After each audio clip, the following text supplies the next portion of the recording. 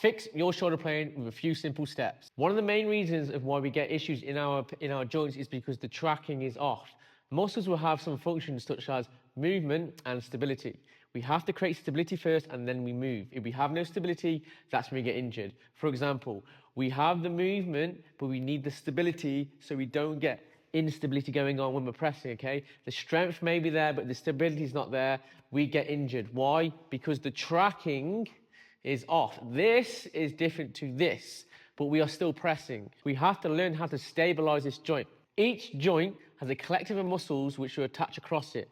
What they do is stabilize the joint. So the shoulder joint, yeah, will have a bundle of muscles which help stabilize this. First, we must learn how to stabilize the shoulder and educate ourselves. If we do not know how to do that, and that is when we get injured. Because then when we start moving with the other muscles, the big juicy ones, we can get injured. So we have to learn how to stabilize the joint and then move the weight. There are muscles in your upper back which do this. We need a strong upper back. A big upper back leads to a bigger press, a safer press. Why? Because they're stabilizing the joint. Let's go over it a little bit. So we have this group of muscles which a lot of people have heard of is called the rotator cuffs. There are 4 rotator cuffs. What they will do is stabilize this humerus, this bone here. They go into the cuff, rotator cuff, and what they do is rotate, okay, this here. All right, you've got external and internal rotation and all this stuff here, okay?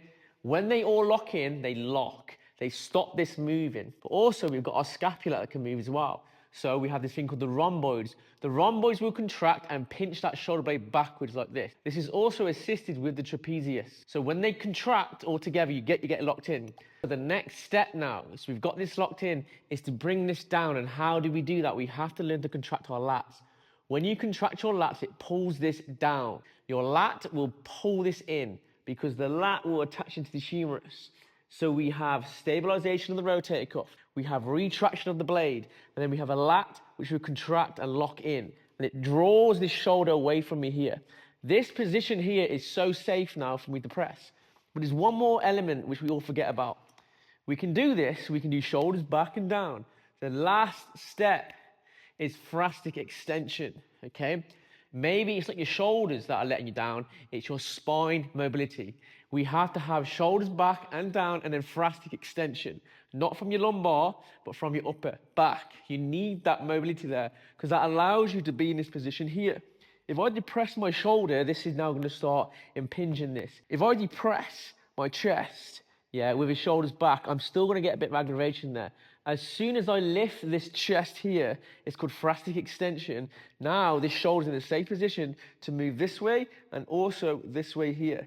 It's when we depress the chest, we now get impingement in here and pressing, you'll hear a lot of clicking going on. So the key elements are to retract your shoulder blade, drop them down using your lats, and then push your chest out through thoracic extension. And that is how we press. You have to move the shoulders away from the ears. Create this long depth here. As soon as you're benching, yeah, and this pops up, what's happened is the lat has turned off and you're moving like this. We have to get this down here. And then we got to push this up. So always think in your head, is chest is big. So we retract, drop, chest is big, and then we press from this angle. There's a lot of people that give people hate for how people have arches in the bench press. It is the safest way to bench press because we're putting ourselves in this position, which allows us to handle the most weight possible and move from A to B, A to B. We never want to be here.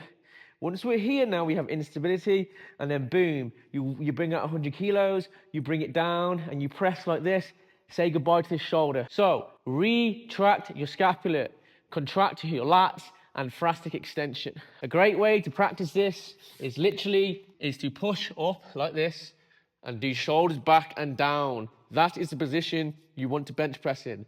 My shoulders are away from my ears. I'm not up like this, I'm down like this. If you mimic this position, when you come back the bench press, that is what you want right there.